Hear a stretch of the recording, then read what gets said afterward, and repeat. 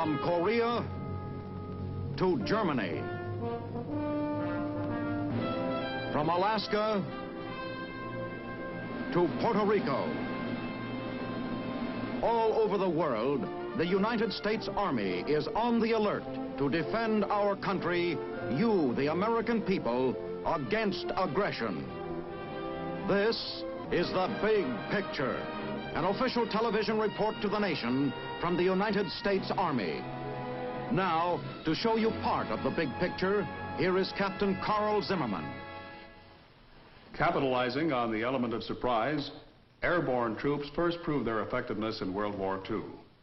More recently, we've used them with great success in Korea. And in any war in the future, the men who wear this paratrooper insignia can be counted on to strike behind enemy lines or to swiftly reinforce our troops along any front anywhere in the world. Pilot to troop commander, we are now 2 minutes from target. Altitude 800 feet, airspeed 177. Happy landings and good luck.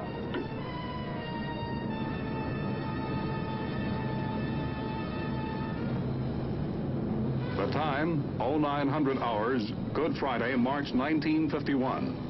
The air is cool and clear, and below are the mountains of Korea. This is enemy territory north of Seoul, 10 miles short of the 38th parallel. And these paratroopers of the 187th Airborne Regiment will not be welcome. Artillery and vehicles make the jump too, from flying boxcars.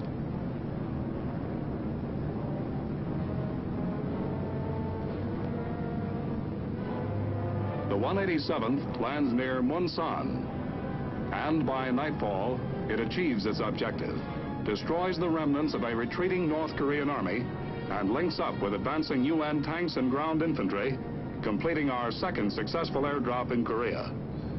As for future operations, our airborne troops may well play a part. They stand ready. Now for a report on paratrooper training, we take you to the Airborne School at Fort Benning, Georgia. Those 250-foot jump towers are landmarks here at Benning, and a familiar sight to thousands of paratroopers who trained here at the Airborne Department during World War II. Men who fought at Bastogne and on a dozen other battlefields. As for the new arrivals here today, well, we begin by setting them straight on parachute training. An injury is almost an impossibility if you apply what you've been taught and do what you're told. Past experience has proven this. To date, hundreds of thousands of troopers have been trained since the school was founded back in 1941, and our injury rate is less than 0.2%. It's a sure bet when an injury occurs that the man was careless or he forgot what he was taught. Accidents caused by faulty equipment are very rare. Some of you will not have the stamina or the endurance to complete the course. This we know beforehand. Those that do complete the course, we feel, will uphold the high standards of airborne service. The chute packing room is where we're headed now to show you one reason why basic paratrooper training has been cut from 5 to 3 weeks. In the last war, we found that a trooper doesn't have time to repack a chute once he's jumped into combat. So why spend a week teaching him to fold it? Qualified riggers do all the packing now. A trained rigger can shake out these 28-foot canopies, clear the suspension lines, and pack up the whole works in 15 to 20 minutes. And we're saving time in another way. Let's go outside. Thanks to helicopters and assault transports, we've eliminated a week of glider training. You don't need any special training to sit in an egg beater, and these copters are less dangerous and more economical than gliders. They pick you up and drop you down nice and easy, and they can be used over and over again in an invasion. These babies have been mighty handy in the mountains of Korea, where glider landing would be pretty rough. In this business, you've got to keep ahead of the game, so we're always experimenting with new equipment. Like this new landing trainer, used to practice parachute landings. You never know when it will drop you or in what direction you'll fall. But one thing hasn't changed around here. you still go everywhere on the double.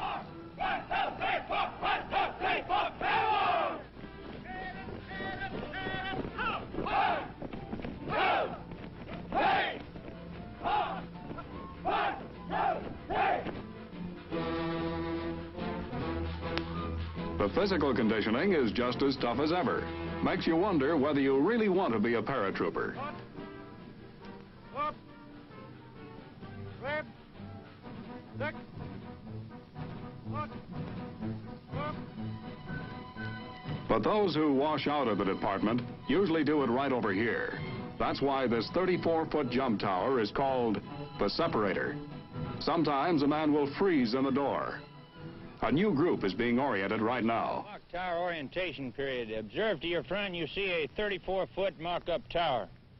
If you will visualize that mock tower as the rear end of a C-19, C-119 type aircraft, you'll notice that it is going in which direction? Which direction is it going? Point that way. In that direction, right. Now, if the aircraft is flying in that direction, which door are we concerned with on this period? The right door. The right door. Now, during this period, we're not going to be concerned with any other door but the right door. If you're assigned to this side of the tower during a period of instruction, you'll work on this side, your details will be on this side, you jump from this side and get your grades on this side. Now, gentlemen, this tower up here, if you will notice, attached to the cables up here are welded steel trolleys. Attached to the trolleys are risers. Those risers have a tensile strength of 10,000 pounds, which I don't think any of you can break. Hook up your single riser. Take up a number 2-man position. Shuffle and stand in the door. Sound off your name and number. Baker number 1. Ready? Ho! Hop! 1,000! Hop! 1,000! Hop! 1,000!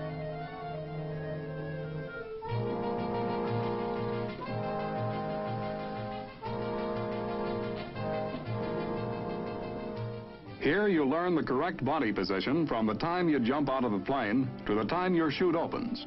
Every jump is criticized. 462. Soldier, you had your hands crossed on your reserve and you're too vigorous. You're trying to go out too far instead of going up in the air. Recover. 457.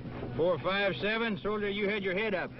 Over in the 250-foot tower area, men are learning to handle their parachutes. We'll move over there now. We call this the home of suspended agony. Uncomfortable, but it helps you learn how to handle your chute in the air, how to guide the direction of your fall by pulling on those risers. To slip forward, you pull on the front risers. Later on, men get a chance to practice this in the air. Way up in the air. Floating down from that 250-foot tower is quite a ride. We'll follow this man up just to show you the sights and give you the feel of a parachute jump. How do you like the ride?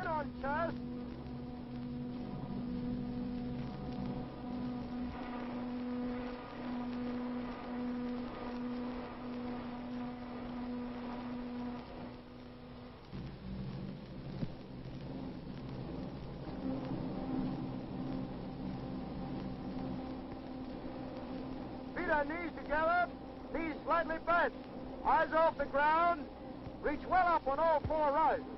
Make a good landing fall. On your feet, soldier. Let's go. Drop 1, drop 2, drop 3. Slip to the front, number 2. Number 2. Make a normal slip to the front. Number 2, hold those risers well down. No one gave you let up. Slip to your front, number 2. It's well up on all 4 risers. Feet and knees together.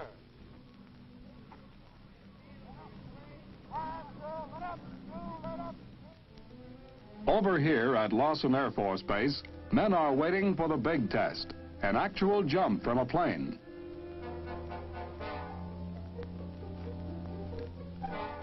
They've never jumped from an airplane before, and one of them has never been inside a plane.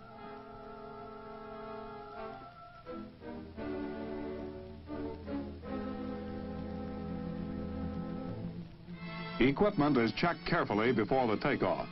Each man wears a reserve chute for emergency use.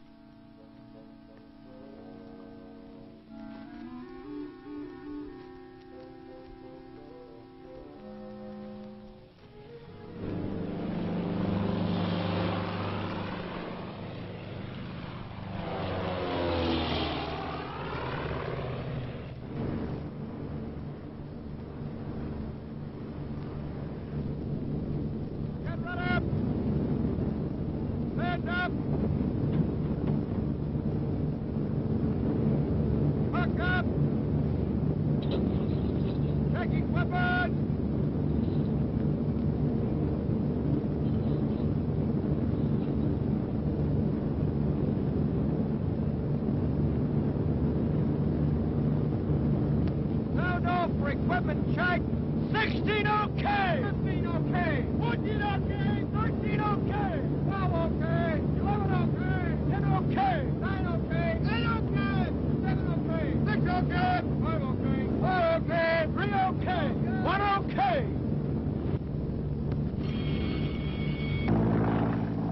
To get his wings, a student parachutist is required to make 5 jumps. They bail out from 1,000 feet up. Students are coached all the way down by instructors. Look around. Stay away from your fellow jump. Keep your eyes off the ground. You remain at ease during descent. Jumpers in the air. Prepare to land. Reach well up on all 4 rises. Feet and knees together. Knees slightly bent. Make a good parachute landing fall. Jumpers who have just landed, collapse your canopies. Jumpers who have just landed, collapse your canopy. Let's join these men now and find out how they enjoyed the jump. I don't see why I haven't been doing it before now. It's a real thrill, I'll tell you that. I'll tell you what, the best thrill I had when I got my opening shock and saw that old umbrella sitting up over me. Well, the old drum will spin around for me. I had a sore neck to prove it, but other than that, boy, I'm in fine shape. Well, the whole thing about this whole program, they've been teaching how safe it was to come out of that airplane and land. And I believe that they're absolutely right on it. My first reaction when I hit the ground was that I landed in a feather bed. I hear you've never been up in the plane before this jump, is that right? Yes, sir. I think it was pretty exciting just going up, and then How about that down. opening shock? I didn't feel it too much. Huh? I didn't feel it too much. The ride down could have been a little longer. You haven't been in the Army too long, have you? No, since May. Since May. Well, you've gotten in a good branch. Yes. Back at the Airborne Department, another class has completed its training. And this is the finale, graduation.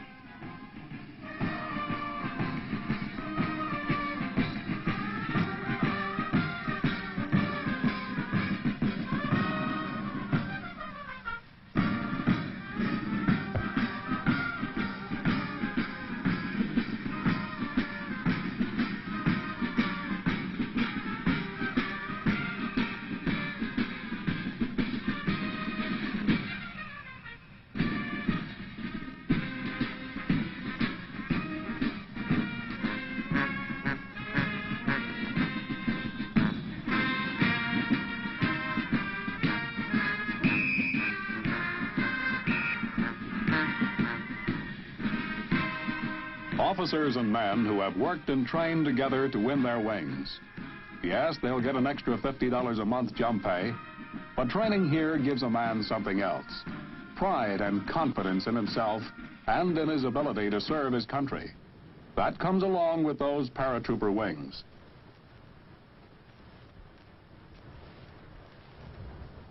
You are assembled here this morning to receive your parachute qualification badge. The badge of distinction, the badge of an outstanding soldier. You should be proud of yourself, and you should wear that parachute qualification badge proudly.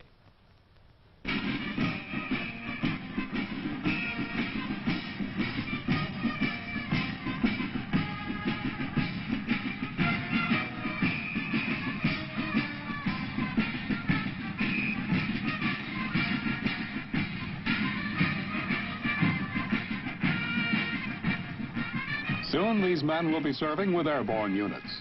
Well-trained men and a credit to the service.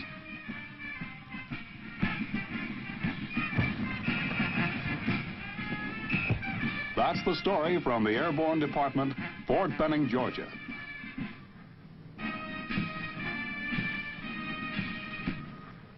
One of the most famous units to which a new paratrooper can be assigned is the All-American 82nd Airborne Division. The men who served in it in World War II made this patch a symbol of good soldiering, courage, and determination. We thought it would be interesting to inspect this division as it is today through the eyes of a World War II veteran now back in civilian life. His report comes to us from the home of the 82nd, Fort Bragg, North Carolina. Well, from that big sign at the entrance to the mock-up towers, the 82nd area looks about the same to me. And it looks as though the men in the division today are getting the same rugged training that we got back here in World War II. In this outfit, there never was much time to just sit around. We exercised on the same parade ground, lived in the same barracks across the way. But I doubt that we were any tougher, more alert, or better trained than these troopers of today. They are kept here to guard this country against invasion. I guess most of us would like to know how fast they could move out and meet an invader anywhere from Maine to Alaska. The best place to get an answer to that question is at division headquarters. Of course, our World War II commanders, General Ridgway and General Gavin, have moved on to new assignments. General Gerald J. Higgins is the head man today. He's a man with many years of airborne experience. General, how long would it take the 82nd to move out of here into action? This division is always prepared to move out on short notice. We keep our combat units at full strength, our equipment ready to roll, and our arms and ammunition immediately available. From experience gained in past alerts, I know that this division can board planes ready for combat within 4 hours of the time we receive the alert notice. To give you an idea how this works, I have just alerted a rifle company. They're getting ready to move out now. Company is getting ready. That's Captain Douglas Culpepper briefing his platoon leaders and non-coms. This is our drop zone, our assembly area. We secure our main route of advance along this road. Our objective is the airfield.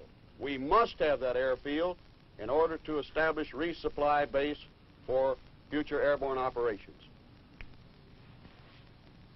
All right? It's exactly 1000 hours. You have 1 hour. Have the company ready to move, full combat equipment. Any questions? Move out. In a few minutes, everyone in B Company gets the word. Gentlemen, our mission is to secure the main route of advance. And we'll also protect the left flank of Company B. Now, you have just 20 minutes to be back here in full combat uniform. Okay, shove off. Let's go. Okay, the sergeant said 20 minutes. Let's do it in 10 and get him back half of them. Let's go, move it, let's go. These men sure have the spirit of the old 82nd. Matter of fact, some of the old-timers are still around. There's Master Sergeant Herbert Kitchen. He's been with the outfit since it was activated back in 1942. Went through most of the campaigns in Europe. Now he's got about 130 jumps. And some of you may recognize Gilbert Roberts over there by the truck. He's a master sergeant now, joined the division in '42, jumped with us in Sicily and Holland. And you'll remember these names on the street signs, men who didn't come back. PFC Charles de Klopper, he won the Congressional Medal of Honor in Normandy. Lieutenant Colonel R.G. Cole, Medal of Honor, killed in Holland. Private John R. Toll, Medal of Honor, killed in Holland. Names not forgotten by the 82nd. Seeing these men ready for action somehow takes you back to those hours before the jumps into Sicily, Normandy, or Holland. We were dressed about the same, and our minds were working overtime. We stood, waited to move out, waited for orders sure to come. Sir, the company is formed. Have the men load up. Load up! Okay, let's go, men. Move in quickly. Hold up. Let's go. Hold it forward and truck quickly. Let's go. We're headed now for a marshalling area next to the airfield. The procedure in the marshalling area hasn't changed much since the old days. Every man still gets a careful briefing on where he's going, what the objective is, and what he can expect. Men, your drop zone is Sicily North. You're flying from north to south at an azimuth of 220 degrees. Your flight time is approximately 1 hour. Your formation is a V in trail. Your IP is Overhill Lake, at which point the 4-minute red light will indicate 4-minute flight to the DZ. Your secondary checkpoint is Manchester Road, 10 seconds prior to exit over crossbar of T set up by pathfinders. Mass parachute jump over crossbar. Now, a word of caution. The wind upstairs is 15 miles per hour. Downstairs between 8 and 10. On your emergency procedure, on the intermittent ringing of the bell, I want you to stand up, hook up, and sit down. The pilot will then try to correct the emergency. If unable to, he will cause a constant ringing at the bell. At that time, you stand up and bail out. But before takeoff, they still practice jumps from a mock-up. Stand up. Hook up. Check equipment. Sound off for equipment check.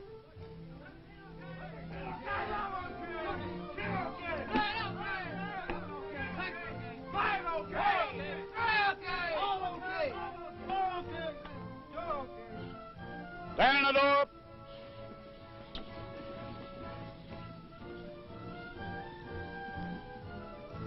Ready? Ho!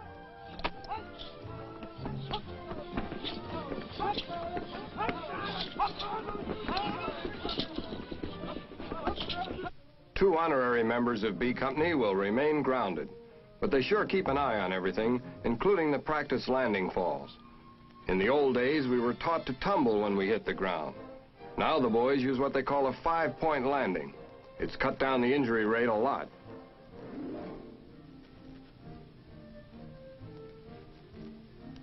From here, they move over to the trucks to draw their main and reserve parachutes.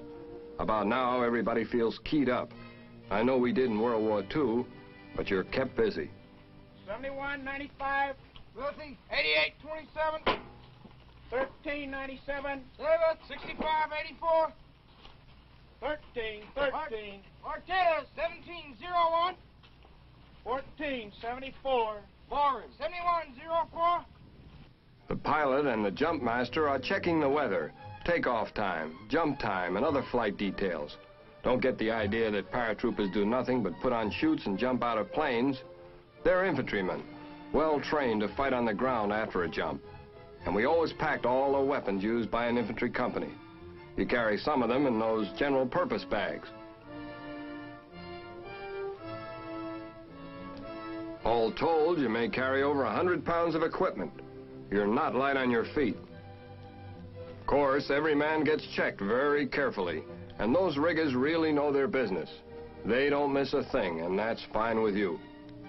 The worst part of a jump is that waiting, standing or sitting. The closer you come to takeoff time, the higher the tension gets, even for the old-timers. Bill, how many jumps will this make for you? This makes my 49th one. Well, John, how do you feel? You still got that old good-luck charm with you? I sure do. I've had it with me now for 75 jumps, and it hasn't failed me yet. Boy, that rabbit deserves master jump wings, don't it? I don't think an invader would like these men, climbing aboard a C-119, carrying machine guns and other weapons with them.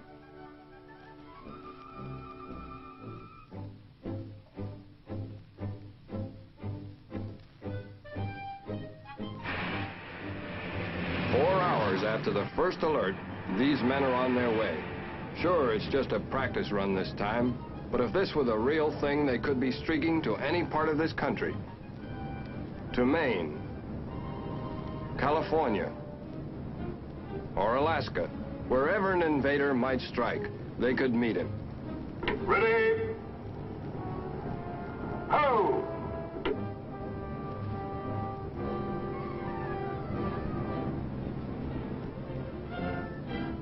In that sky, there's a message for all of us who ever wore paratrooper wings.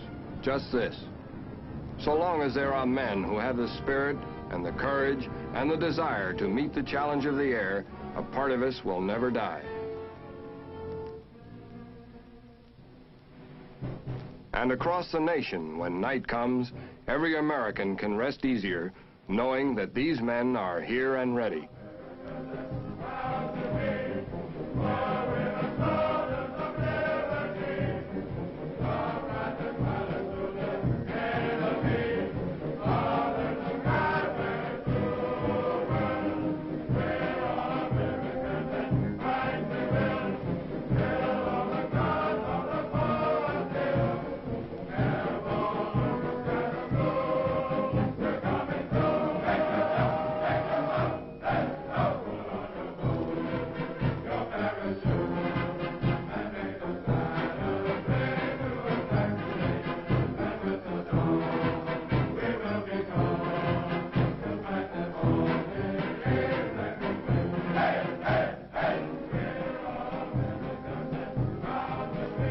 Yes, we can still be proud of the 82nd. The men who made it famous as America's Guard of Honor still live on in these, the paratroopers of today.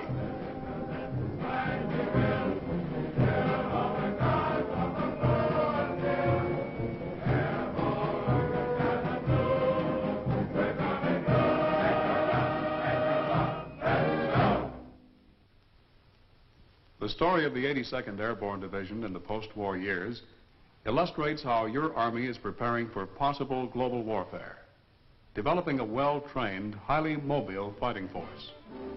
And in this modern Army, our airborne divisions stand ready. The Big Picture is a weekly television report to the nation on the activities of the Army at home and overseas. Produced by the Signal Corps Pictorial Center. Presented by the U.S. Army in cooperation with this station. You can be an important part of the big picture. You can proudly serve with the best equipped, the best trained, the best fighting team in the world today, the United States Army.